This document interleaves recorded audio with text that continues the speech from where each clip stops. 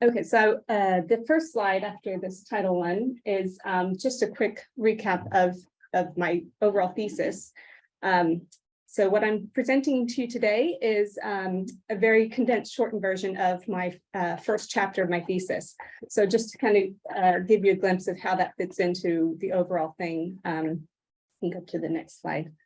And this is about the development of children in the Ruanda Mission, and the overall thesis looks at the experiences of missionary kids. So this chapter is very archival based with some interviews. The chapter that comes after this is looking more deeply with an archived collection of letters of one family's correspondence. And the final two chapters is really drawing from my interviews in more depth, where I look at the experiences of missionary children. So just to give you a flavor of what my research is about.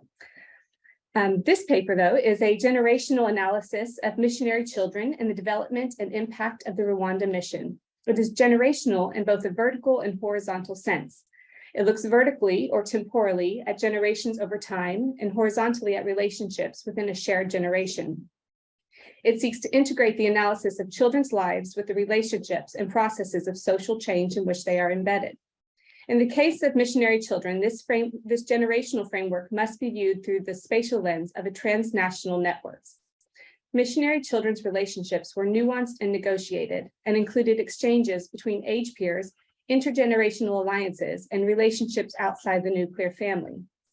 This paper responds to a call for fresh theoretical engagement that avoids a dualistic research agenda by juxtaposing its two parallel research questions: how the experiences and identities of missionary children were shaped through the influences of these networks and processes, and conversely, how the Ruanda Mission was uniquely shaped through the presence of children over its generations.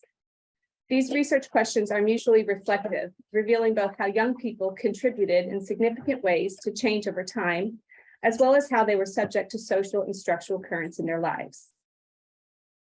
The 100-year history of the Ruanda Mission covers a region of what is today southwestern Uganda, the Kigezi district, Rwanda, and Burundi. This paper is focused on the pre- and early history of the mission, including the influential role of missionary children Algie Stanley Smith and Handley Hooper, the particular family identity of the Ruanda Mission, and the importance of the Kabale Preparatory School in shaping both children's experiences and the history of the mission itself. The two components at the heart of this paper are the argument that the Ruanda Mission was uniquely shaped by missionary children in ways that are distinct from the CMS more widely, and an investigation of the intergenerational flow of knowledge and values through changing historical contexts. So you can go to the next slide.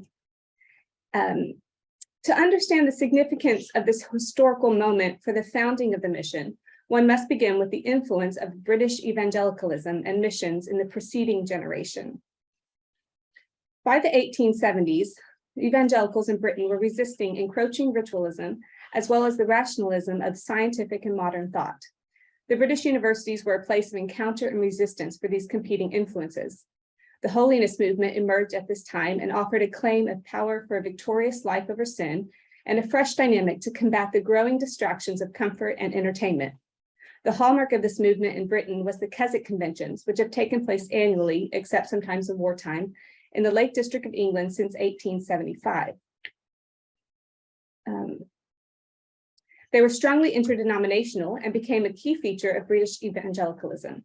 In the same year as the first interdenominational Keswick Convention, 1875, the Reverend E.H. Carr put forward a public proposal for evangelical theological colleges to be founded at Oxford, which is Wycliffe Hall, and Cambridge, which was Ridley Hall, to help resist what he viewed as the ritualism of diocesan colleges.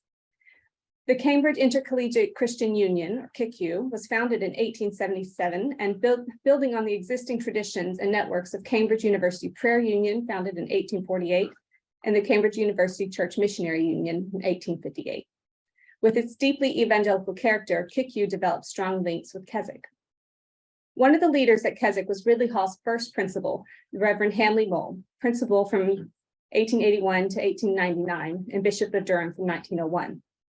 Moll was a critical player in the expansion of an evangelical subculture of Cambridge. The spiritual tide of Cambridge revival found its theological grounding in Moll's scholarly lectures that encouraged both an experience of consecration and being endued with power from the Holy Spirit. The Moody Sankey revivals had greatly influenced holiness in CICCU circles and were pivotal in inspiring many to a life in mission, including Douglas Hooper, who in 1882 experienced a dramatic change in his life and became a pioneering CMS missionary in Uganda, then Kenya, from 1885 until his death in 1918. Stanley P. Smith was likewise influenced and became one of the Cambridge 7, Cambridge University graduates who famously gave up promising careers in athletic fame to go to China in 1885 with Hudson Taylor's China Inland Mission. Hooper and Stanley Smith were friends and part of, to borrow Stephen S. Maughan's phrase, a radiating circle of connection that linked Cambridge, Keswick, and the mission field and extended to their sons and grandsons, as is examined in this paper and also in chapter 2 of my thesis. Douglas Hooper was a student and close friend of Moll and corresponded with him regularly from Africa. He told Moll about the hardships he faced and the struggle he felt between his calling to the dangerous life of a pioneering missionary upcountry and his desire for companionship and to marry. Not only was Moll an influential leader and friend to Douglas Hooper, he was also Douglas's son, Handley Hooper's godfather, namesake, and confidant when the younger Hooper was experiencing difficulties in his relationship with his father. Beginning his mission work at the height of the holiness movement, Douglas Hooper strictly enforced high standards of morality. Yet despite this strictness, there seemed to be more place given to African initiative under Douglas Hooper at Jalore in Kenya than in any other CMS community at that time. Mission authorities were impressed with the religious tone and revival atmosphere, which included frequent and public confession of sin. The similarities of African initiative, moral standards, public confessions, and revival enthusiasm were also hallmarks of the East African revival in the following generation. Gordon Hewitt describes the open fellowship with Africans that the East African revival missionaries displayed as a recovery of something that was found earlier in such missionaries as Baskerville and Douglas Hooper. The link between revivalism and Douglas Hooper's time in Uganda and Kenya and the Ruanda Mission a generation later can be traced through the mentorship of Bishop Moll to both generations of Hoopers, the friendship of Douglas Hooper and Stanley P. Smith at Cambridge, in which Hooper was greatly influenced by the China Inland Mission, and the close friendship and partnership of their sons Handley Hooper and Algie Stanley Smith, and their wider support network of the Cambridge Missionary Band. The importance of relational networks within British evangelicalism and missions is emphasized elsewhere. However, in the particular case of the Ruanda Mission, the additional impact of missionary childhoods amongst the founders and leaders has not yet been explored. Next slide. The Ruanda Mission began with a friendship that formed in 1908 between Algie Stanley Smith and Leonard or Len Sharp, two medical students at Trinity College, Cambridge, and active members of CICCU. While students, they both attended the Keswick conventions 3 times and were especially affected in 1910 by a powerful call to missionary outreach. Not long after this, in 1912, the Cambridge Missionary Band was formed by CICCU members who shared a call to and vision for missions, which included Algie, Len, Handley, and other future Rwanda Mission recruits. All Cambridge Missionary Band, or CMB, moving forward, members were meant to pay a subscription fee, and this money was used to support a CMB-owned missionary, which was first Jack Batestone, who served in the Belgian Congo with Fred Morris and C.T. Studd. But after Batestone's death, Algie Stanley Smith was elected and became their own missionary for the remainder of the band's existence. They had their own circular called the CMB Notes, which was assembled and printed twice a year. When several members were killed in the First World War, they decided to recruit more members to keep the band strong and able to maintain the support of their own missionary. But they never sought to grow the band beyond the original number of less than 50. Thus, the same group of friends continued mostly unchanged, writing twice yearly letters and praying for one another by name each week. They were spread out across China, Japan, India, Africa, Canada, and beyond, and they represented different missionary societies and denominations. The CMB continued for almost 53 years, with their own missionary Algie still active in the field in 1965. And with Len, Algie, and Handley amongst the most faithful members, contributing their twice yearly news for over half a century. The transnational friendship network of the CMB offered emotional and spiritual support and was a significant factor in sustaining the Rwanda Mission founders and early pioneer missionaries. Handley Hooper, Algie Stanley Smith, Handley Hooper, Algie Stanley Smith, and Len Sharp were all born within a year of each other, had similar educational experiences, and served in the First World War in various capacities as young men. Hooper and Stanley Smith, however, also shared a historical connection because of the friendship of their fathers and because of their own similar backgrounds as missionary children who lost their mothers at a young age and spent much of their childhood and youth far away from their fathers and stepmothers. Other than mentions of Handley Hooper as Africa Secretary and member of the Rwanda Council, the connection between he and Algie Stanley Smith has not been considered in any historical account of the founding of the Ruanda Mission. Yet their correspondence reveals how important their collaboration was for navigating the precarious conditions the new mission faced. For Stanley P. Smith and Douglas Hooper, the deaths of both of their first wives, while their sons were just 1 and 2 years old, was seen as a sacrifice that would not be in vain, for it was considered a spiritual seed that would produce a future harvest of saved souls. A.M. Mackay, for example, expressed this belief when he wrote to Douglas after having seen little Handley in England and said, quote, "I never felt more confident of an answer to prayer than I did as I breathed a prayer over him. Surely the God of his father and the God of his mother will permit you to see in him something of the 100-fold promised you, in that for Christ's sake in the Gospels, you are confiding him to the charge of others," end quote. Algie Stanley Smith was born in Lucheng, China Algie Stanley Smith was born in Lucheng, China on 14th February, 1890. His mother, Sophie Reuter, was celebrated, along with her friend Anna Jacobsen, as the first Norwegian missionaries to China. Sophie died in March 1891. Algie had a difficult young childhood, though he stayed with his father and stepmother until he was 6 years old. He did not adjust well as a half-brother with his younger siblings, and accounts of these years describe his behavior as somewhat difficult. From age 6 to 9, Algie attended Chifu, the missionary boarding school in China, and in November 1899, the whole family sailed to England from China, and thus avoided the violence of the Boxer Rising. This inaugurated 2 years between the ages of 9 and 11 of Algie's happiest memories with his family before they returned to China. Algie did not see his family again until their return to England 7 years later, when he was 18 years old.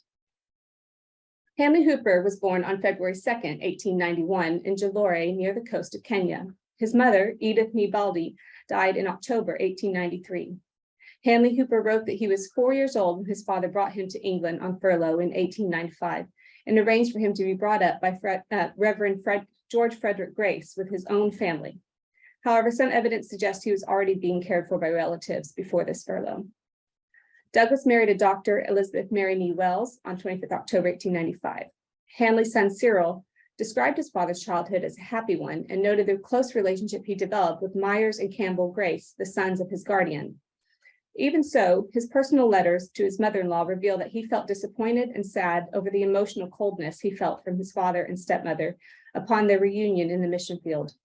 Similar to Algie, Handley experienced a measure of strain in his relationship with his father and stepmother, while also experiencing positive relationships with his guardians and their relational and religious circles. As evident in Handley's letters, Reverend Grace, Bishop Handley Mole, and his uncle John Hooper were men he would turn to for guidance in managing his father's difficult ways in Douglas's final years. Their own relationships with his father meant that they could offer this advice with sympathetic and insider knowledge of both father and son. When Handley went out to Kenya, newly married to his wife Margaret Cicely Hooper in 1916, he had not seen his father and mother-in-law in 7 years. The plan for father and son to work together in mission was cut short when Douglas and Elizabeth returned to England at the end of 1917 in ill health, and Douglas died shortly afterwards in early 1918. Much of the time they were both in Africa together. Handley was away serving in campaigns in the First World War as an officer in the CICCU Mission Volunteer Carrier Corps, where he developed close friendships with the CICCU. Handley and Cicely Hooper's separation from their own sons between 1921 and 1926 is examined in chapter 2 of my thesis. They returned to England in 1926 when Handley took up his new role as Africa Secretary. This is the same year that the Ruanda Mission established its constitution, a formal agreement with the CMS about the distinct principles of the mission that would safeguard its conservative identity. Consequently, when Handley Hooper and Algie Stanley Smith wrote to each other, ironing out the politics of evangelical theology and mission policy, they were doing so as men whose entire lives had been defined by these issues. The interdenominational evangelical revivalism of their father's generation echoed in Handley and Algie's own commitment to theological conservatism and interdenominational partnership that had also been shaped by their experiences at Cambridge, Keswick, and during the war. Next slide. Algie Stanley Smith and Len Sharp qualified as doctors and prepared to depart to Africa in 1914 to train under the doctors Albert and Jack Cook at Mengo Hospital in Uganda, with the expressed intention to learn how to run a mission hospital. With the outbreak of war, Stanley Smith went to the front lines in France, while Sharp went on to Uganda in February 1915 and became a medical officer to the Belgian troops. After their training at Mengo Hospital, the CMS wanted to assign them to support existing stations in Uganda, but their offers to the society were strictly conditional that they were called to new work. They set their hearts on Rwanda, where, as Stanley Smith described, there still lay a people of one language numbering at least 3.5 million with no Protestant mission. Sharp and Stanley Smith were mistakenly granted permission by a government official in Uganda to explore this land for 3 weeks in 1917. And during this tour, the pair had conversations with local administrators about Belgium's treatment of the native population, which provoked the Commissioner General of German East Africa to complain to the bishop and accuse the men of spying. The mistrust this tour provoked made it vital to establish the new mission with a reputable society. The CMS had a robust structure and reputation, even though it was at the time stretched thin financially and financially strained from the war.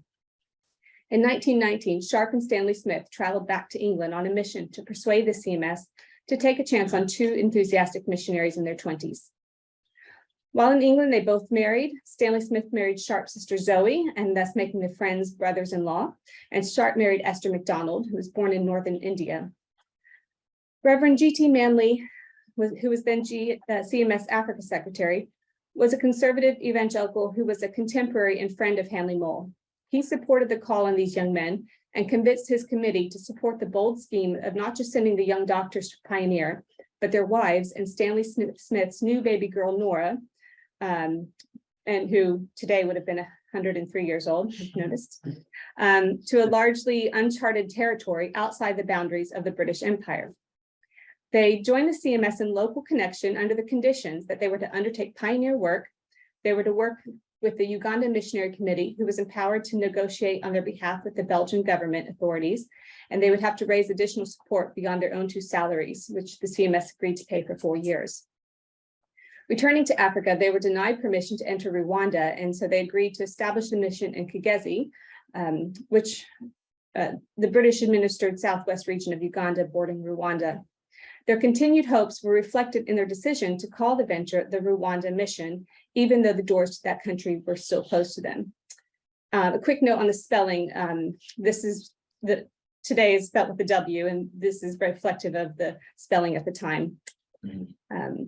In 1922, the British government negotiated with Belgium for a piece of territory in eastern Rwanda they needed for their Cape Town to Cairo railway ambitions. And this opened the door to advance into Rwanda. The doctors did not waste time to go and scout out the land. Only a few days after returning from this scouting trip, Len and Esther Sharp's 9-month-old son, Robin, died from dysentery. It was in the midst of these emotional highs and lows, finally advancing into Rwanda, followed by Robin's sudden death, that the theological disputes within British evangelicalism over the issue of authority and inspiration of Scripture called into question their association with the CMS. In 1922, a group of conservative evangelicals broke away from the CMS to form the more conservative Bible Churchmen's Missionary Society, or BCMS.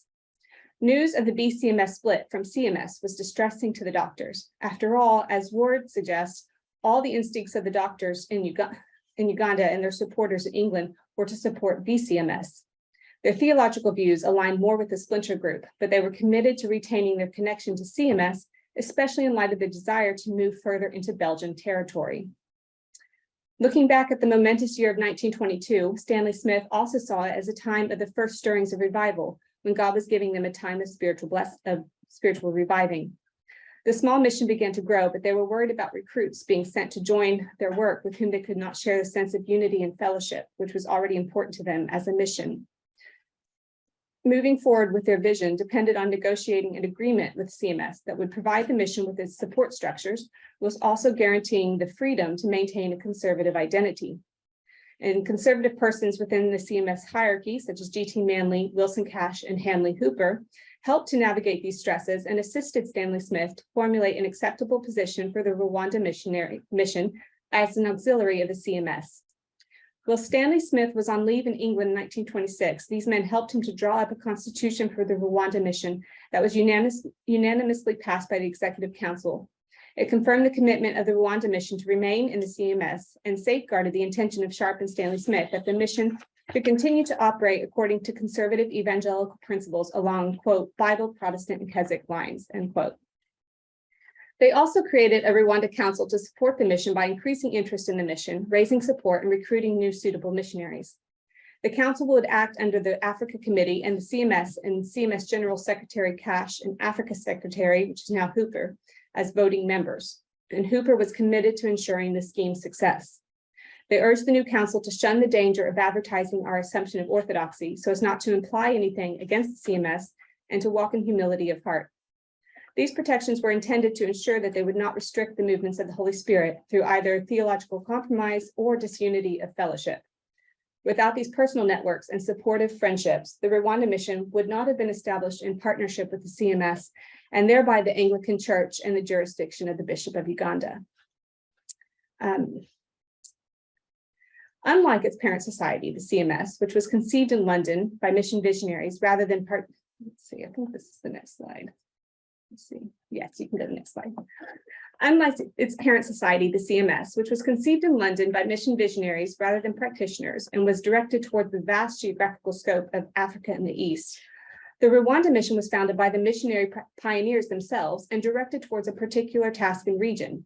Structurally, this meant that the Rwanda Mission operated at a smaller scale, which allowed it to develop its own unique characteristic and keep its particular vision at the center of its strategy. The social implications of this formation meant that it was small enough to see itself as a family. And this section explores the construction and characteristics of this family and how it developed across generations. The presence of women and children in the pioneering years of the mission. Presence of women and children in the very early pioneering stage of the Rwanda Mission is historically unique in comparison with other CMS missions in Central and Eastern Africa. Much earlier than some other societies, such as the LMS, the CMS encouraged its missionaries to go out married. And the first CMS missionaries to Eastern Africa, who were the German missionaries Kraft and Redmond, were at times accompanied by their wives. After the death of Kraft's wife and daughter, however, the CMS put off sending wives to the region until stations could be established. It was not until 1899 that the first already married missionary couple arrived in Uganda. Just over 20 years later, the CMS, after much debate, was once again committing to exploration and pioneering work in a new and unknown territory, but this time sending 2 women and a baby as part of the original party. Similar to the impression her father Algie had made as an infant in China, Nora was a warm attraction to the local people. As an adult, she returned as a missionary to Africa with her husband Dick Lyde, and the two had a marked influence on her younger siblings and other missionary children. On a personal level, Stanley Smith had the example of his father, who was part of the China Inland Mission, which was a forerunner in establishing women as important partners in mission work. Mm-hmm. And his mother, who as one of the first 2 Norwegian missionaries in China, was celebrated as a pioneer.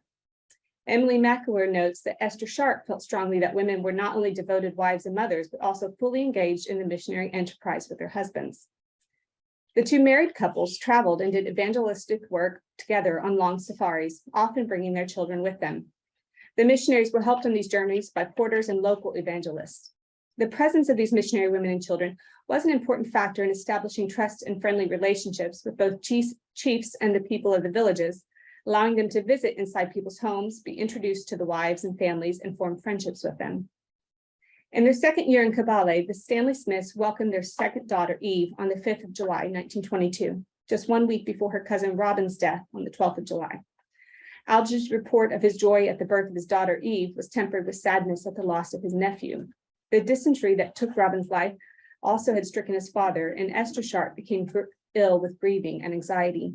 Zoe tried to care for her, but it was difficult as the presence of her own 2 children emphasized Esther's loss. In the months after Robin's death,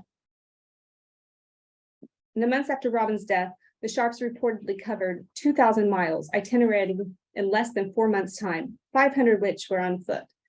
This intense period of vigorous activity and interactions with local Africans throughout the developing outstations and villages likely served a dual purpose for the couple, advancing the work at a pivotal time and keeping the Sharps' minds occupied and bodies away from the mission center with all its daily reminders of their son through the physical space and the presence of his thriving cousins. They had their own share of danger and adventure. However, this generation of missionary pioneers did not face the isolation and loneliness in the same way as Douglas Hooper had faced in Uganda and Jilore. The impact of the presence of women and children in the pioneering stage of the mission went beyond their influence in forming relationships with the local people and also manifested in the emotional support and companionship the missionary men received by having their families present with them in these early days of the mission. The family circle of the Rwanda mission also included Ugandan and Rwandan missionaries who had either gone before or joined them. One of the first Ugandan missionaries was Irisa Mutiaba, who had a special relationship with Sharp, whose life Mutiaba had saved on 2 occasions. Stanley Smith described Mutiaba as a spiritual force. The Sharps asked Mutiaba to be godfather to their long-awaited son, John, who was born 10 years after their first son's death. John was baptized at the same time as Mutiaba's daughter, Rebecca. A native clergyman baptized John, and Reverend Lauren Barham baptized Rebecca. Esther Sharp wrote, "We are all one in Christ Jesus, and Irisa will really pray for the little fellow's conversion later on." Another important early African member of the Rwanda mission was Kosia Shalita, born in Rwanda around 1901, about 28 miles from Gahini. His family had to flee the country to Ankole, and Shalita was educated in Uganda, where Myers Grace, who Handley grew up with, and was a friend of Algie and Len as well, was headmaster. Shalita went with the Graces to Kampala, where Bishop Willis likely paid his fees for his study at Budo College. He volunteered to go with Sharp and Stanley Smith to Kabale in 1921 and went as a missionary with Captain Jeffrey Holmes to pioneer the work in Gahini in 1925. Early on, he was thought of as one of the Rwanda Mission team and contributed his own writing to the Rwanda notes. He was consecrated as Bishop of Ankole in Uganda in 1953 and died in 1993. So he can be looked to as a generational bridge whose long life spanned the very foundation of the Rwanda mission through the revival years, political change, independence, and who died just before the Rwandan genocide. Another early key African leader within the Rwanda mission was Yosia Kanuka.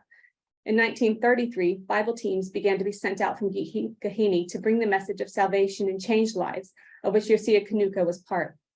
He was therefore strongly aligned with the East African revival, whereas Kosia Shalita joined Len and Esther Sharp in remaining distant and critical of the movement. Both, however, remained integral members of the Rwanda mission family. Not only were they part of the family, but the African spiritual leaders also played a big part in the lives of many of the missionary children. Several mentioned key moments in their early adulthood lives, wherein major life decisions were guided by the counsel of these men. Go to the next slide. In the first picture here, the long picture here shows Jim Stanley Smith as a young boy with Yosia Kanuka.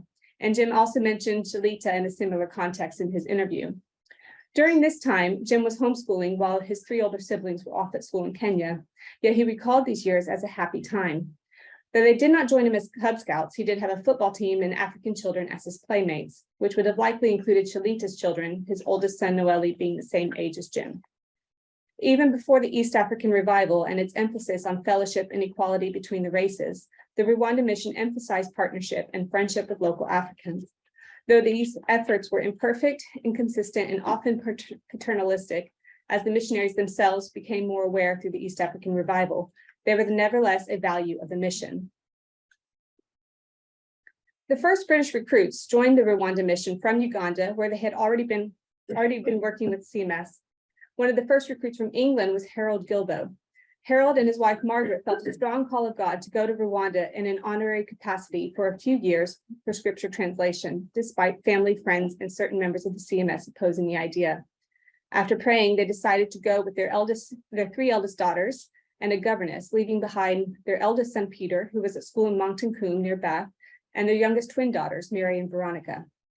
As the rapidly developing work brought in more recruits from England, time also increased the number of families and children that were part of the mission. In their early childhood years, these British children were being raised alongside the children of African mission workers. With work ever expanding, families growing, and wives being integral to the mission work, the necessity of finding solutions for early education became urgent. Whilst Kahini was facing the devastating effects of famine, Len Sharp was busy with increasing numbers of people coming to Kabale for care for leprosy. There was roughly 2,000 people suffering from the disease through the wider Kagezi district, and Sharp drew up plans to build a hospital and a village for the people on a small island of Bwama. The Sharps also built a home on a small island nearby, which came to be called Sharp's Island, and Len built several boats of different sizes to serve the needs of the hospital, and which were also used for leisure. The island and Sharp family became an important space for the children of the Ruanda Mission, both European and African. All the pleasant memories interviewees shared about Sharp's Island and the Sharp family obscure the fact that Len and Esther felt like and were sometimes perceived as outsiders to the mission they helped build because they did not fully embrace the revival. The fact that the greatest English promoter of the revival was Joe Church and that their two families enjoyed multiple holidays and boat races with each other reveals how crucial the times of leisure and joining of families were in maintaining relationships within the mission. The East African revival served both as a uniting and dividing force within the mission. The revival first swept through Uganda and Rwanda between 1935 to 39. It brought large numbers of conversions and packed to overflowing churches. However, rising tensions coincided with the approach of war. At the beginning of 1939, Stanley Smith was already assessing the two parties that had arisen.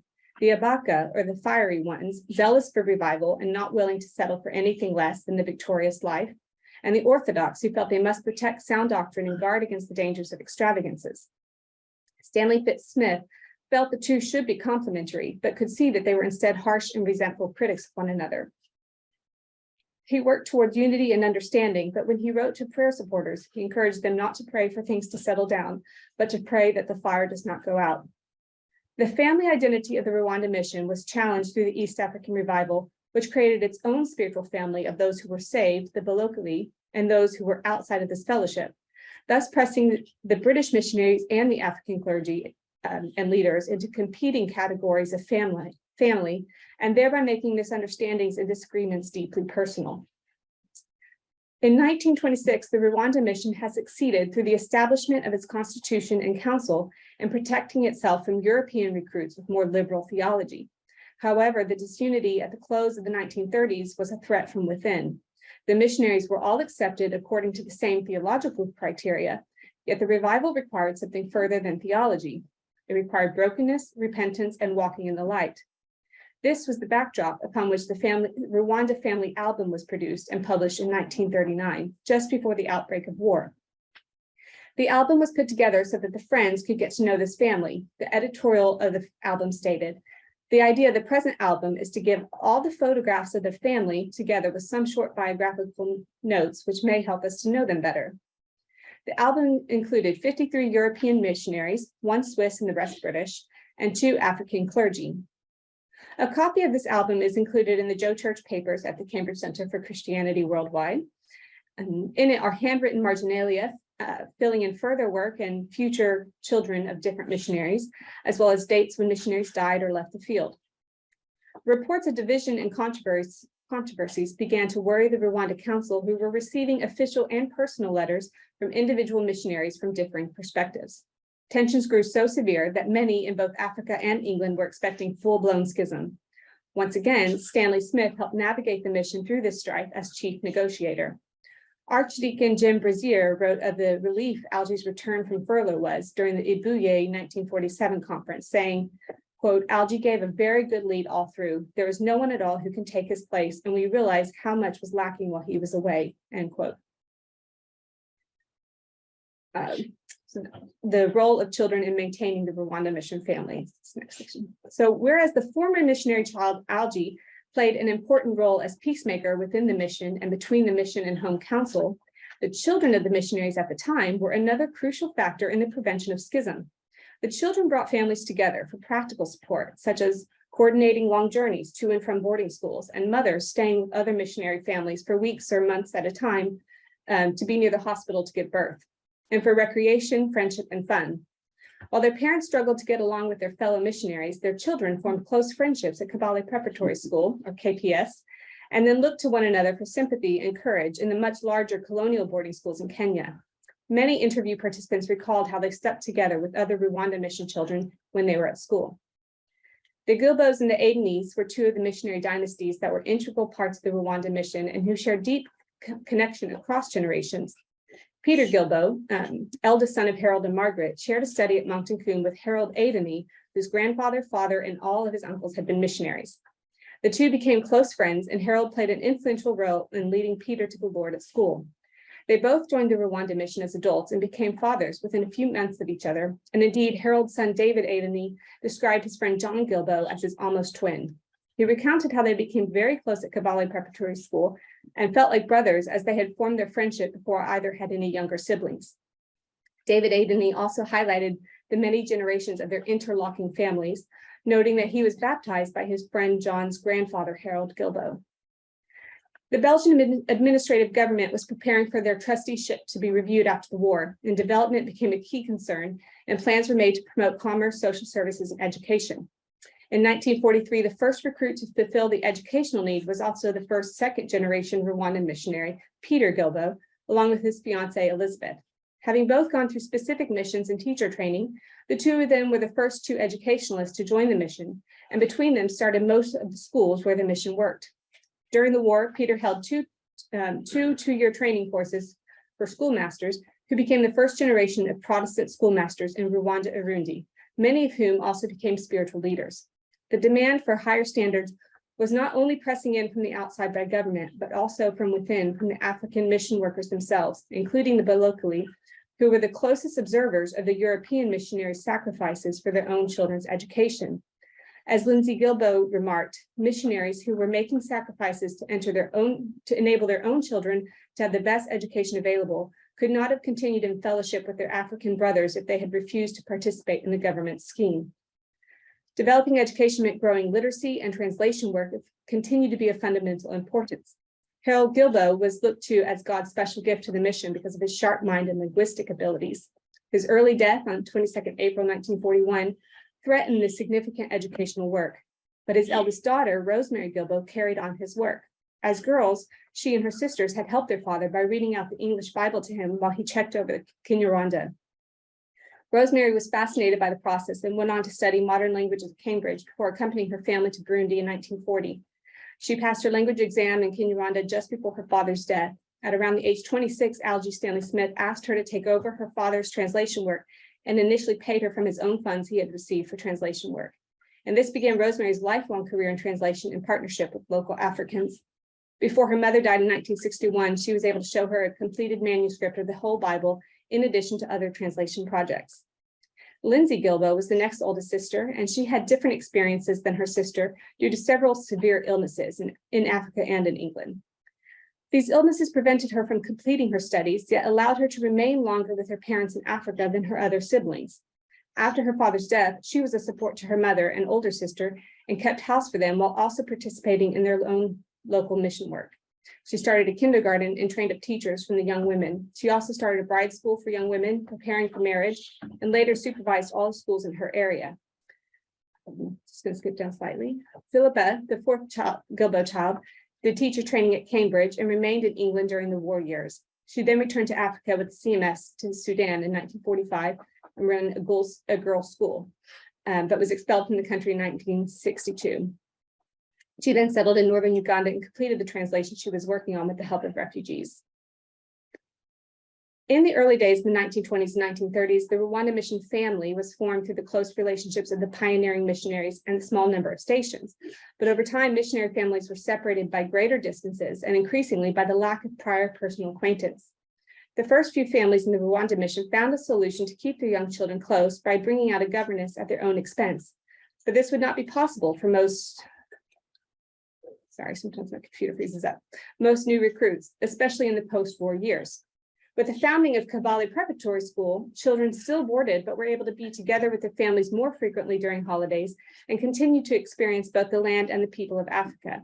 Had their young children been sent back to England to the CMS home, St. Michael's or to live with families or guardians wherever they happen to be, the next generation of Ruanda Mission children would have grown up separated from one another and disconnected from their parents' mission location from a younger age. In many of the histories of the Ruanda Mission, KPS has been glossed over or omitted in narratives of development and institution building of the society. This is most likely because for the first decades, only white European students attended, and it was not missional in the sense of reaching outward to the local community. In its early days, in fact, it was mostly referred to as the European School. KPS nevertheless provided a crucial service to the missionary families, as well as served to foment the strong Christian ethos and revival heritage, which many of the children carried through their later school years, and for some in their own missionary careers. In the life stories of interview participants, KPS unanimously stood out as a positive experience and a formational time in their young lives. KPS was also significant for the missionary parents because the school served as a centralizing institution which connected missionaries hundreds of miles away back to the birthplace of the mission. It was a recreation for a new generation of the atmosphere of shared belief and friendship that many of the parents had experienced in CICCU, but during the early formative years of the Ruanda Mission children. The establishment of KPS was therefore the single most important development in the Ruanda Mission for the continuance of the mission family ideal and for the intergenerational sharing of values. So I'll skip over some of the history of the school. Joe and Jesse Church founded it on their own initiative and by bringing their own governess in 1938. And then the mission didn't want to take control at first, so they ran it. And then eventually the mission took it on, and then the government later. I'm just going to skip down to a few details about the school. So 12 of the interview participants for this project have been students at KPS, and each one mentioned the family atmosphere of the school and emphasized the fact that they called the teachers aunties and later also uncles. And based off how they described their other boarding school experiences, which was completely varied, they were all the same in how they, in describing this as a mostly positive place. And the grounds was an important part in the spatial aspect. Canon David Kitley wrote about his experiences and the drums that would beat to tell the different times of when to get dressed and breakfast. All the dormitories were called Pooh, Piglet, Owl, and Eeyore. Joe Church built the banister of the stairway. He built like Rabbit from Pooh's Corner, and Bishop Ken Barham has told me that the rabbits are still there, so I'd like to see those someday. And then also just the kind of spiritual side to it. So there was an upper room, which would have been the only upstairs that any of the kids knew because they all had bungalows. So that was quite special. And a lot of them talked about the time in scripture and prayer. A lot of them told about giving, having their own personal faith and giving their life to the Lord in that upper room. So it was a significant place for them. And their exposure to the East African revival at the school, I might just sum that up.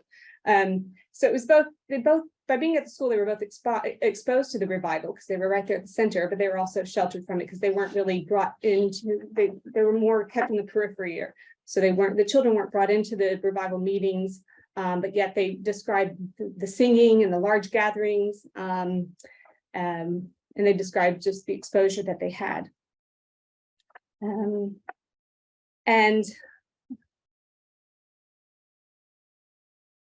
then even on the periphery, however, they're exposed to African evangelists such as Yosia Kanuka and Festo Kibinjere. So a few of them mentioned that as well.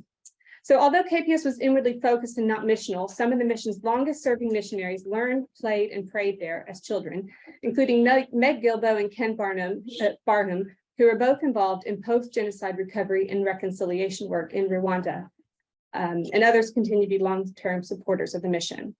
So in conclusion, this paper has investigated the intergenerational flow of knowledge and values through changing historical context and argued that the Ruanda mission was uniquely shaped by missionary children in ways that are distinct from CMS more widely. By examining the historical context of the evangelical revivalism of the CICCU and the annual Keswick conventions, it demonstrated the significance of spiritual friendships and supportive inter- and intra-generational networks of mentors and friends in determining how the Ruanda mission was formed and shaped theologically, socially, and in practice. This paper has argued that the early childhood experiences of missionary children Algie Stanley Smith and Handley Hooper had a direct influence in these larger historical developments. The deaths of their mothers, the missionary zeal of and commitment of their fathers, and the evangelical networks in which they were raised were integrated into their emotional formations and visions for their own missionary callings. Their similar conciliatory natures and skills at negotiation and leadership were necessary to see the Ruanda mission established along its desired conservative lines at the time of such high theological tensions, and for the mission's survival during later internal tensions arising from the East African revival. Moving forward in the Ruanda mission's history, this paper examined the characteristics of the mission as it developed its own identity as family. The presence of women and children from its very foundation is a clear difference from other church missionary societies in East and Central Africa. And both the presence and the loss of a child had a marked influence on the types of relationships the missionaries were able to form early on, and the characteristics of the mission itself. The inclusion of Africans as part of the mission family should be understood in part as an outflow of the domestic interactions which deepen these relationships through friendship and interracial spiritual kinship roles such as godparents and mentors. Subsequent generations of missionary children brought their own emotional and spiritual formations and unique skill sets into the life of the mission as teachers, translators, doctors, etc. And this was also made possible through the establishment of KPS, which allowed children to stay in Africa for more of their early school years than would have been otherwise possible. As evidenced through testimonies of interview participants, this does not mean that they grew up fully integrated with the African children or the East African revival. Nevertheless, the exposure was important for the intergenerational flow of knowledge and values, which in turn, for maintaining the family ethos of the mission. Although the Ruanda mission strove from its inception to maintain unity among its missionaries through shared theological commitments, it was threatened. I think I'm just going to skip down and just finish with this. By placing children at the center of historical investigation through its dual research questions, this paper has contributed new insights into British evangelicalism, transnational networks, missionary history, and British African Christian relationships. It's argued that missionary children were a significant factor in the history of the Rwanda mission and its relationship to the East African revival. Thank you. Thank you very much. That was amazing, absolutely brilliant. Thank you very much. Long, so thank you for your patience. And it's very moving because these people are involved in Cambridge afterwards. So Sue Anderson, who worked for the Henry Martin Trust, is the daughter of Laura and Dick. Yes, I was able to introduce Sue. Yeah,